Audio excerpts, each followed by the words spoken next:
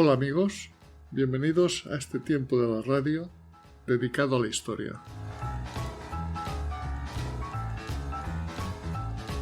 Según el biógrafo de Constantino, Eusebio de Cesarea, corría el mes de octubre del año 312 y días antes de enfrentarse a Magencio a las puertas de la ciudad de Roma, y sus fuerzas vieron una cruz de luz en el cielo, junto con una frase que indicaba: «Con este signo vencerás». Constantino ordenó marcar el símbolo cristiano de la cruz en los escudos de sus soldados, y obtuvo la victoria frente a Magencio. A fecha de hoy, no hay evidencias históricas sobre esta aparición, pues el único documento que lo refleja es la biografía que escribió Eusebio de Cesarea sobre el emperador Constantino 20 años después de estos hechos. Pero lo cierto es que Constantino venció sobre su rival Magencio, de modo que importa muy poco si lo que vio fue una visión o tuvo una alucinación, o se trató más bien de una astuta invención, teniendo en cuenta que la mayoría de su ejército estaba formado por tropas cristianas. Y así, este hecho cambió totalmente la historia de Europa. Veamos cómo se llegó a esta situación y sus consecuencias posteriores.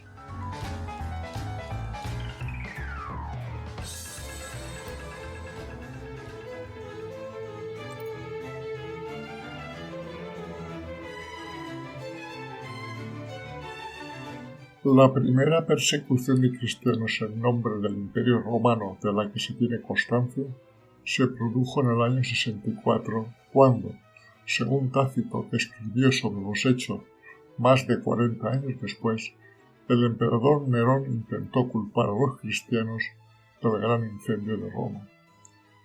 Hoy no parece tan cierta esta persecución, entre otras cosas porque en época de Nerón el gobierno de Roma no distinguía entre judíos y cristianos, cosa que no sucedió hasta el año 96, en que se publicó el Ficus Judaicus, que afectaba con un impuesto especial a los judíos y a los que vivían como judíos, y del que los cristianos estaban exentos. A lo largo de los 2 siglos y medio siguientes, los cristianos sufrieron persecuciones esporádicas y localizadas. Sin embargo, la persecución oficial más extendida fue la llevada a cabo por Diocleciano a partir del año 303, durante la cual el emperador ordenó derribar los edificios cristianos, quemar sus libros y arrestar a cuantos se declararan cristianos. La gran persecución terminó oficialmente en abril del 311, cuando Galerio, emperador mayor de la Tetrarquía, promulgó un edicto de tolerancia que concedía a los cristianos el derecho a practicar su religión aunque no les devolvía ninguna propiedad. En dicho edicto aparece nuestro protagonista con su firma, que lo hace como César de Occidente.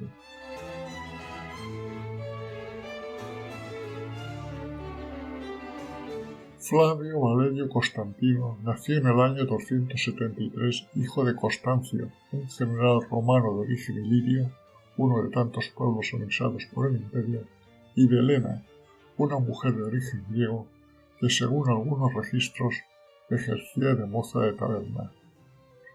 Constancio y Helena nunca llegaron a casarse, pero siempre estuvo a su lado y la nombró Augusta, integrándola junto con su hijo en la casa imperial. Cuando nació Constantino se iniciaba una gran crisis en el Imperio Romano. Gobernaba Valeriano, un noble de familia senatorial, en medio de un caos donde los militares eran ya los que controlaban el poder, que dependía de conspiraciones y golpes de Estado. Ya había pasado la época de las dinastías, que siempre suponían estabilidad política, y la corona imperial no dependía de ningún tipo de institucionalidad, sino de la violencia. Valeriano murió prisionero de los persas. Su hijo Galeno cayó asesinado por sus propias tropas. Claudio II tomó el poder por 2 años y murió de peste. Su hermano Quintilio logró mantener el poder 30 días hasta que se lo arrebató el general Aureliano, quien logró vivir 5 años en el poder hasta que fue asesinado en una conspiración militar. Luego, una cadena de gobernantes que duraron de muy pocos años a muy pocos días. La estabilidad no regresaría hasta el 284 con Diocleciano, quien no solo logró mantenerse en un poder estable hasta el 305 y traer algo de tranquilidad económica, política y social, sino que supo leer el espíritu de los tiempos y comprender que el imperio no podía seguir existiendo con las estructuras del pasado. Hizo una serie de reformas al Estado, estableció una nueva división política y administrativa del imperio, instituyendo la tetrarquía como forma de gobierno. Así, en el 305, el poder del Imperio Romano se repartía de la siguiente manera. Diocleciano y Máximo ejercían como Augustos, y Galerio y Constancio, Cloro, padre de Constantino, como Césares, dando forma a la tetrarquía que gobernaba el imperio. Ese año, Diocleciano y Maximiano abdicaron conjuntamente, y Galerio y Constancio Cloro ascendieron al rango de Augusto. Para completar la tetrarquía nombraron dos nuevos César, Severo y Maximino. De esta forma quedaba el Imperio Romano troceado así. Maximino ejercía su poder en Asia Menor, Siria y Egipto, Galerio en Iliria y en los Balcanes, Constancio Cloro en Galia y Bretaña, y Severo en la península itálica, África e Hispania. En julio del 306, en su lecho de muerte en York, Constancio Cloro pidió a sus tropas que apoyaran a su hijo Constantino como Augusto, y el ejército lo proclamó como tal el 25 de julio tras su muerte. Constancio estaba casado con Flavia Maximina Teodora, con la que tuvo 2 hijos y 3 hijas. Quizá nos extraña que Constancio no eligiera como su sucesor a uno de los hijos que tuvo con su esposa legítima.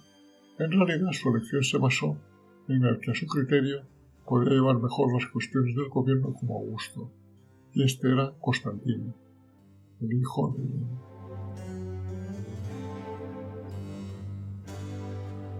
A partir de este momento, Constantino orientó toda su carrera política y militar a reunificar el Imperio Romano en su persona, para lo cual, desde luego, debía conquistarlo, arrebatando en primer lugar sus territorios a Severo, que eran los más cercanos que tenían. Constantino supo interpretar muy bien los signos de la época. Ya no existía la legitimidad en el poder, ya no eran los nobles los que estaban al mando, y nadie era descendiente de César. No existían las dinastías. Todo se limitaba a tener el poder militar y el apoyo del pueblo, y así planteó su estrategia.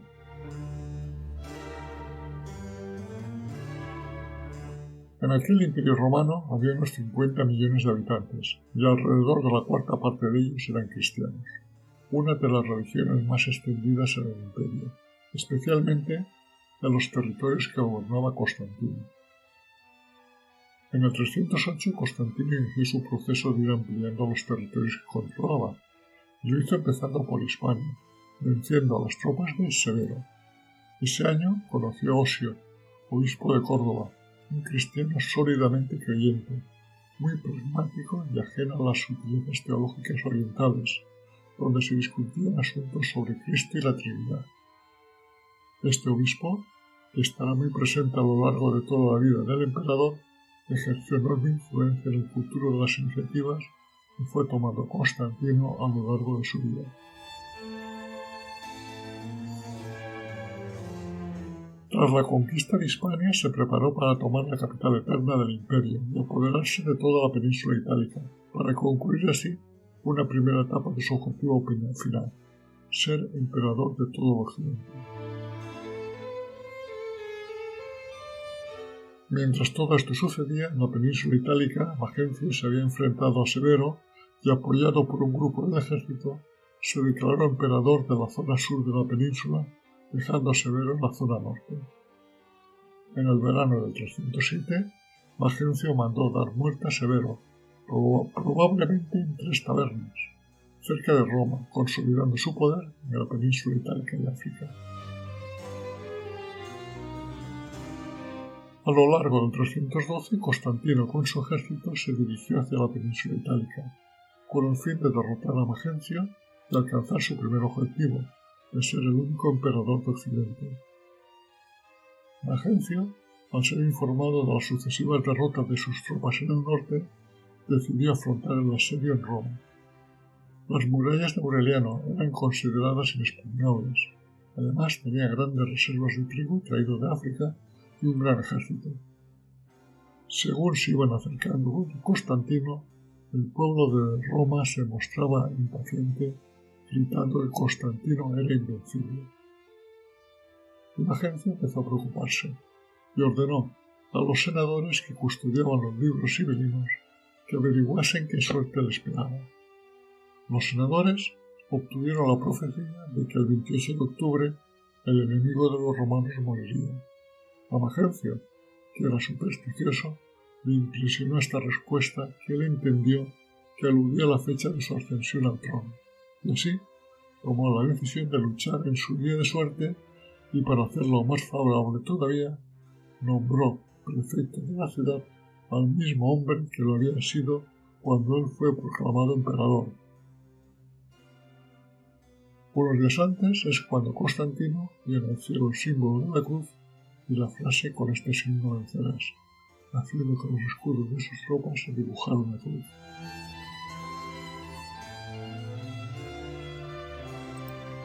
Con las profecías a su favor, Magencio, al frente de su ejército, salió de Roma hacia el norte cruzando el Tíber por el puente Milvio. Ahí, el camino se dividía en dos. Hacia el norte estaba la vía Casia y hacia el noreste la vía Flaminia. Magencio escogió esta última. Cuando hubo avanzado una milla en un lugar llamado la Roca Roja, a 14 kilómetros de Roma, donde el camino forma un desfiladero entre las colinas de la izquierda y el río a la derecha, se encontró con el paso bloqueado por las tropas de Constantino, viendo por primera vez cómo sus escudos llevaban una estrella señalada. Se detuvo y, mientras dudaba si debía intentar ir hacia el desfiladero o volver hacia Roma, le comunicaron que las tropas de Constantino habían avanzado por la vía Casia y estaban atacando a sus hombres en el puente Milvio. Magencio y sus hombres se vieron rodeados por el enemigo, quien les presionaba obligándoles a ir en dirección al río. La batalla se convirtió en una carnicería. Miles de jinetes cayeron al río y la multitud, presa de pánico, intentó retroceder por el puente. Mientras Magencio lo cruzaba, fue empujado, cayó al agua y allí murió. Al día siguiente, 29 de octubre, Constantino entró en Roma celebrando el triunfo. El cuerpo de Magencio fue recuperado dentro del barro del río Tíber y su cabeza clavada en una lanza para convencer al pueblo de que estaba realmente muerto. Al llegar al interior de las murallas de Roma, ignoró los altares de los dioses preparados en la colina capitolina y no llevó a cabo los sacrificios habituales para celebrar la entrada victoriosa de un general en Roma, dirigiéndose en su lugar directamente al Palacio Imperial.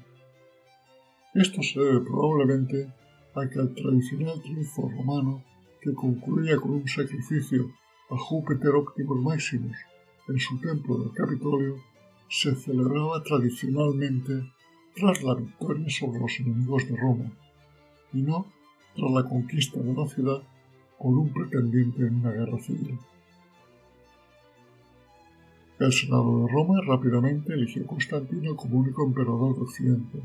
En su honor, erigieron un arco de triunfo que se inauguró solemnemente en el año 315, ubicado entre el Coliseo, el Palatino y el Foro Romano. El arco luce actualmente la siguiente inscripción: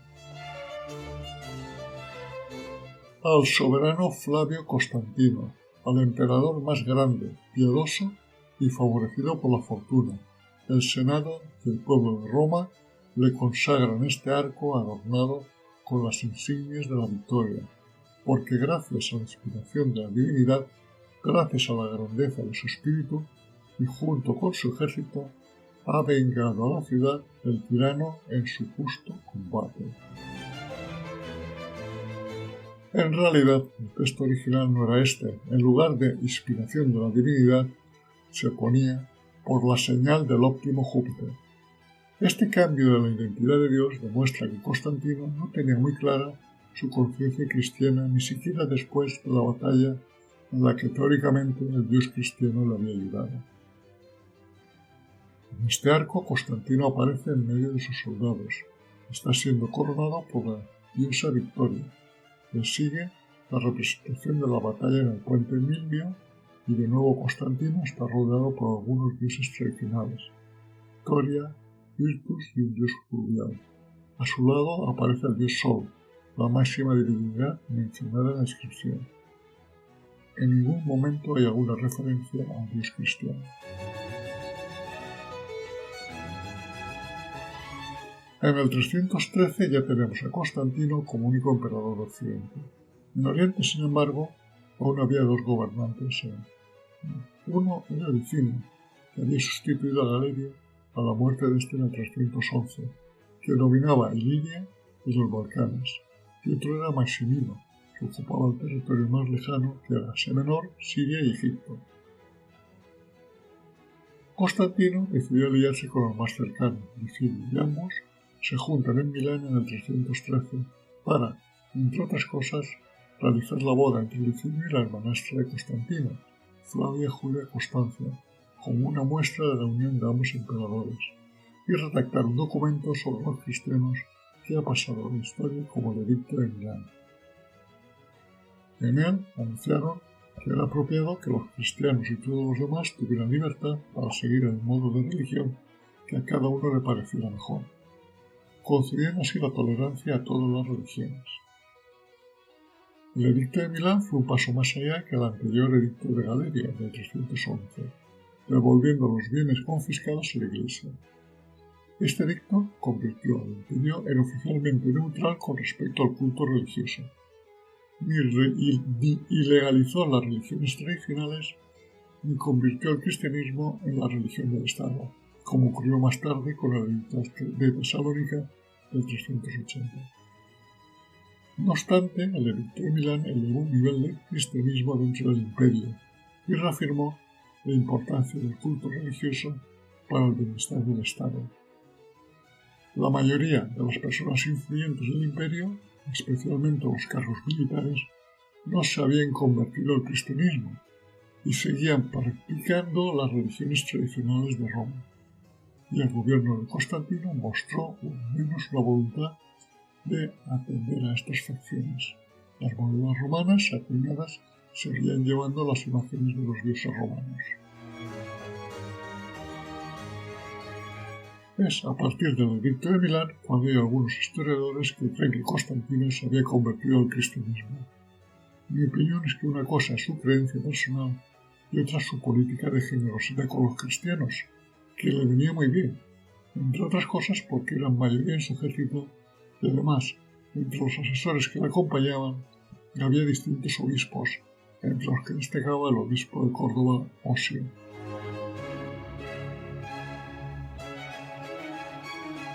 En el terreno legislativo, Constantino fue abriendo paso al cristianismo mediante leyes que favorecían el culto cristiano.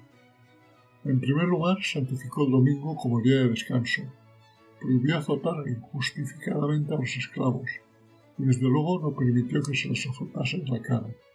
Y en cuanto al trato a los esclavos, no permitió que pasaran hambre, más que nada por razones prácticas, pues si un esclavo moría de hambre había de comprar otro.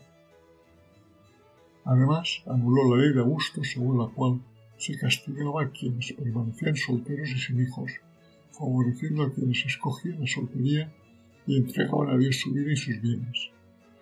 Contra el rapto estableció uno de los castigos más crueles de cuanto conocemos. El joven que raptaba a una mujer lo castigaba con la muerte. En cuanto a la divina inmortalidad del emperador, Constantino cayó en la cuenta de que ahora se había producido un pequeño cambio. En el cristianismo el Dios ya no podía ser él. Solo había un Dios que estaba por encima de los humanos y del propio emperador. Así que siguió siendo divino, pero no era Dios. Simplemente pasó a ser un representante de Dios en la tierra. En cuanto al divorcio, lo hizo más difícil. solo permitió que una mujer se divorciase de su marido si el marido era asesino, envenenador o violador de tumbas, mientras que un marido se podía divorciar de su mujer si ésta cometía adulterio, envenenamiento o frecuentaba un burdel. Esta legislación de Constantino originó que los cristianos empezaran a dejar de ser minoría en la sociedad para empezar a ser mayoría, y de ser los más pobres a disfrutar de un bienestar procedente de las concesiones hechas por el propio emperador.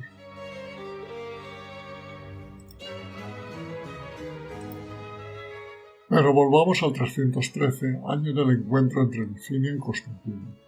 Mientras estos negociaban en Milán, Maximino, el otro César de Oriente, conquistó la ciudad de Bizancia, que estaba en el territorio gobernado por Licinio.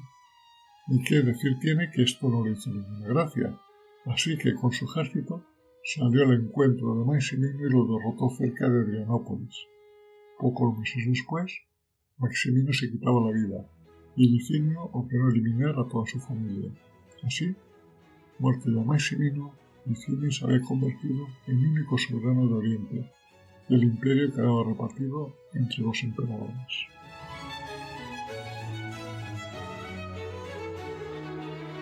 Algo más de 10 años duró la bicefalia de emperadores en el Imperio Romano.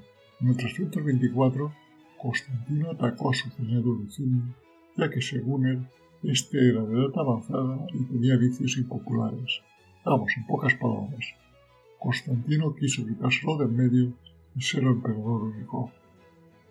Así las cosas, partió a luchar contra Licinio con la flota más grande que habían movilizado hasta entonces, 200 tirrenas, 2.000 barcos de transporte con 10.000 marineros, listos para embarcar a unos 120.000 soldados y 10.000 jinetes.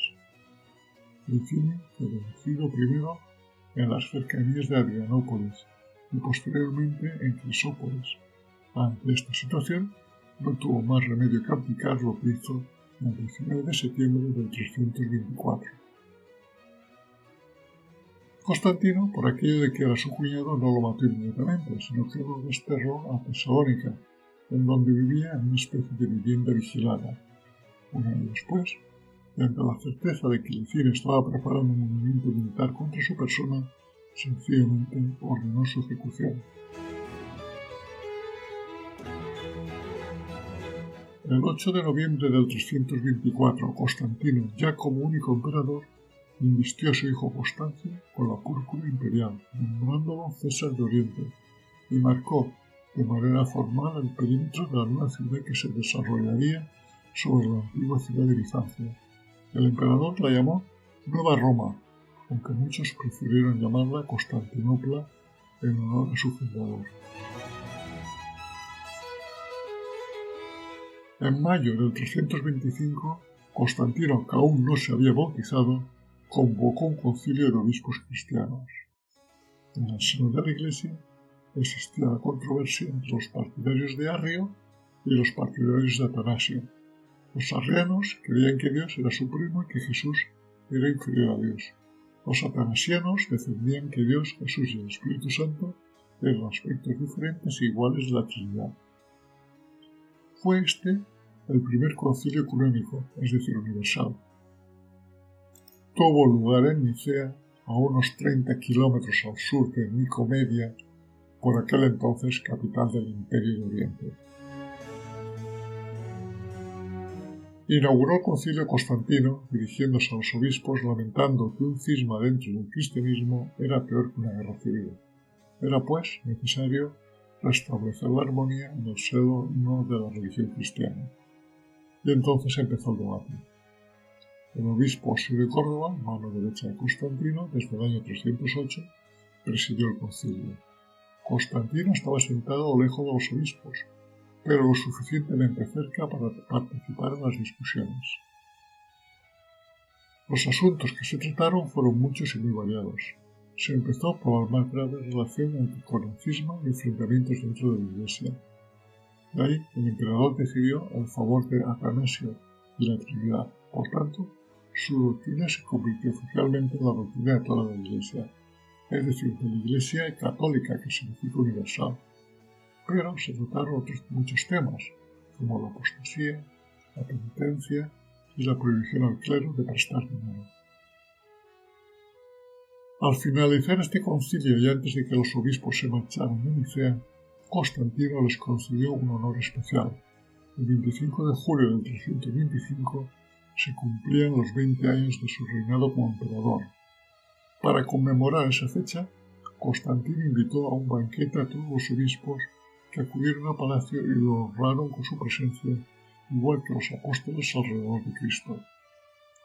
Después del banquete, Constantino dio a cada uno de los presentes un regalo y los emplazó para otra ocasión, mientras se despedía con un discurso que tenía como palabras centrales la caridad, la cooperación y la concordia. Y tal vez también un mensaje, que sólo el emperador podía convocar un concilio económico, lo cual era una poderosa arma de poder político frente al poder de la religión cristiana. Este primer concilio estableció además la desigualdad entre los obispos. Antes todos eran iguales. A partir del concilio, los obispos de ciertas ciudades obtuvieron beneficios especiales. Estos fueron los obispos de Roma, Alejandría y Antioquía. Antioquía, por ser la primera ciudad con la sección de Judea que tuvo una importante congregación cristiana. Alejandría por ser el centro del pensamiento cristiano. Y Roma por tener como primer obispo a San Pedro. Los obispos de estas ciudades eran los patriarcas, es decir, los primeros padres. Con el tiempo, el obispo de Roma empezó a ser llamado de forma aún más sencilla, el padre, que en griego era papas, y que dio paso a la palabra papa en España. En el año 326 asistimos a un verdadero drama en la familia imperial. Fausta, la esposa de Constantino, se sintió celosa de la popularidad de su hijastro Crispo, hijo que Constantino había tenido de su primera esposa, Minervina. Movida por los celos, Fausta acusó a Crispo de haber intentado seducirla. Helena, madre del emperador, quiso defender a su nieto y convenció a Constantino de la culpabilidad de Fausta, acusándola de adulterio. El adulterio era un crimen que cualquier delator podía denunciar. Ante esta situación, Constantino actuó por la vía rápida. Ejecutó a su hijo Crispo, y al poco tiempo también Fausta fue ejecutada con una muerte horrible, pues Constantino ordenó que fuera muerta en una bañera llena de agua hirviendo. Como consecuencia de estas muertes, parece ser que Helena sintió después remordimientos que no le permitían vivir en paz. Debió decir que la religión cristiana perdonaba todos los pecados y se puso en marcha en peregrinación hacia Palestina, la tierra que vio el nacimiento del cristianismo, sin importar que estuviera al otro lado del planeta, pues para eso ella era la madre del emperador. Allí contribuyó a la construcción de grandes iglesias. Murió en dolor de multitudes y ha pasado a la historia como una verdadera santa. Una santa que contribuyó a construir iglesias y que hizo obras de caridad gracias a las ingentes cantidades de dinero que le proporcionaba su hijo.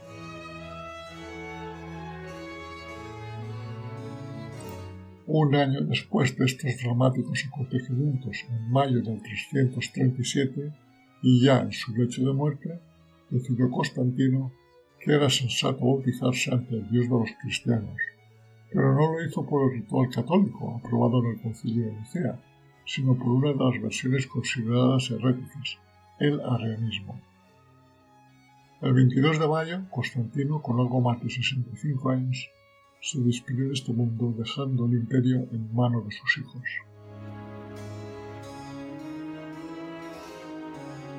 Constantino el Grande no estableció el cristianismo como culto oficial del Imperio Romano, pero sí estableció todas las bases y promulgó todas las reformas, sin las cuales el emperador Teodosio no hubiera podido dar ese paso en el año 380, al promulgar el edicto de Tesalónica. A partir de ese momento, todos los romanos eran oficialmente católicos. No fue un acto de fe, fue simplemente una sujeción a una ley.